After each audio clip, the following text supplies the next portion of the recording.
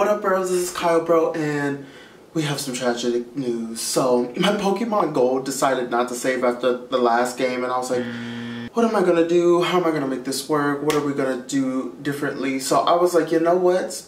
Let's switch gears. Let's start fresh and let's do something new. So now we're going to do Pokemon Emerald and we're going to do a Nuzlocke challenge.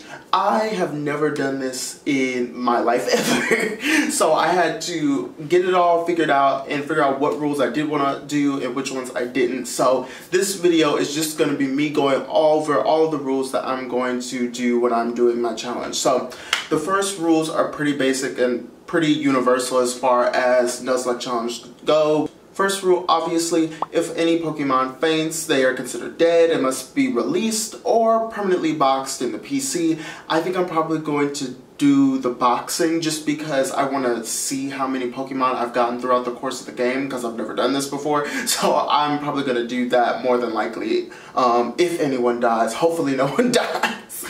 I can only catch the first Pokemon that I encounter per route. I will be using the duplicate cause, which for anyone who doesn't know, even though there are 3 billion of these somewhere in the internet, it basically means that if a Pokemon is caught in a route and I already have that Pokemon or a Pokemon in its evolutionary chain, then it does not count as the first encounter and I can catch a different Pokemon. So as an example that I saw on the internet, if I see a Caterpie on the first route that I'm on and I already have a Caterpie, Metapod, or Butterfree in my party or one that I've already caught, it doesn't have to count as my first interaction on that route and I can go and catch whatever Pokemon else is there. Obviously no resets or restarts because no.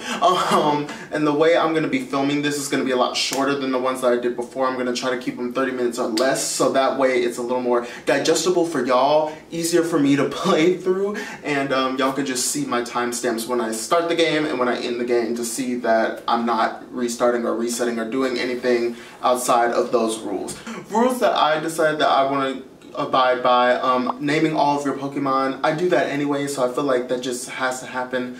I hate this one and that I've decided to do it, but I feel like it's gonna make it more challenging for me, which is to have a random starter. So basically what would happen is that I would choose my starter based on the last digit of my trainer card ID, and the way I've seen it done is either 1 through 3 is grass type, 4 through 6 is fire type, 7 through 9 is water type, and 0 is your choice. So as far as items go, I can't use any healing items except for outside of battle or from the Pokemon Center. So if I'm in a battle and my Pokemon's poisoned and they die, and that's that. But other than that, like, I feel like that's a reasonable rule for someone who's just first doing a Nuzlocke challenge. Also, they used to use some potions in the show, so I'm gonna use a potion in the show. They just didn't do it during battle, so I'm gonna do it that way. All of my Pokemon have to evolve naturally, so I can't stop them from evolving to help them learn moves faster. When they evolve is when they evolve. However, I cannot do any trading of any kind, even if that is trading and retrading a Pokemon so that I can have it evolve. I can't do any kind of trade. It's not with other people, no in-game trades. All the Pokemon that I get are from Pokemon that I've caught. I cannot flee from any battles, so none running away. Obviously I can't run away from a trainer battle, but I can't also run away from any battles that I've encountered in the wild. So if all my Pokemon on 1 HP and we gotta fight, we gotta fight. We just gonna have to make it through. No online resources or cheats. I've never really used cheats, not even when I was using like consoles when these games first came out. But I used to love them online resources. Between Syrupy and Bulbapedia, I used to be going through them things. So this is gonna be really, really interesting for me because I pretty much always play with some type of guide. And so flying blind is gonna be struggle.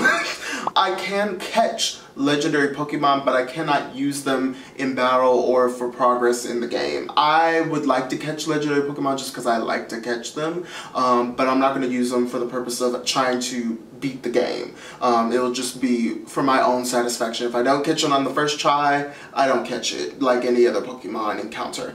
I'm also going to be adding this thing that people have used before, but they haven't really made a title for, so I'm just going to call it the progress clause, which basically means that if for some reason I need a specific kind of Pokemon to learn a field move, and I cannot progress through the rest of the game without a Pokemon that knows that field move and I don't already have one, I can go and catch a Pokemon that can learn it. However, I cannot use it for battle, and I cannot use it to level up or do anything other than use that field move to get through wherever I need to get through in the game. So say I need a Pokemon that needs to know Rock Smash and I have no Pokemon that can learn it.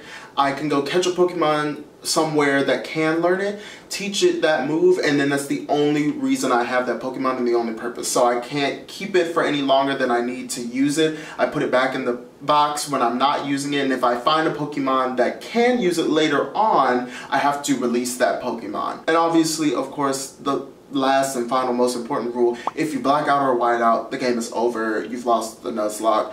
Blase, blase. Just for the record, I have not played Emerald probably since that game came out. So like, it's been a decade, I think. Didn't it come out in 2011? I'm pretty sure it came out in 2011, so like a decade since I've played this game. So there isn't really much that I remember, which is also another reason why I don't want to use online resources, because it's basically going to be like I'm playing it new. The only things I really remember from that series is like, on the TV show there was May and Max, so I think May is my actual rival in the game. I remember our dad being one of the gym leaders, and it's normal types, and I think he's the first one. I don't remember if he's the first gym or not.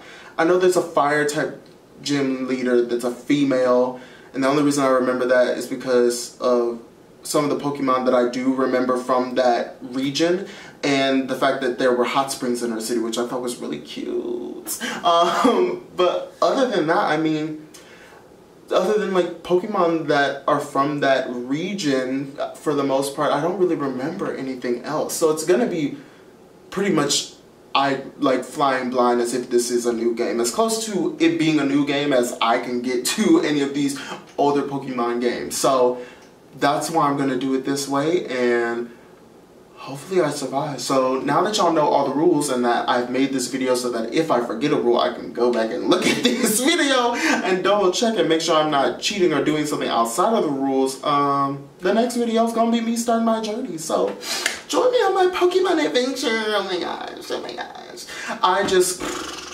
I don't know how this is gonna work. I hope I can make it to the end, but honestly, this is my first try, and the very first Nuzlocke that ever happened was a fail. So who's to say I'm gonna be any better? But it'll be a fun adventure. So join me, and I'll see you in the next video. Bye, bros.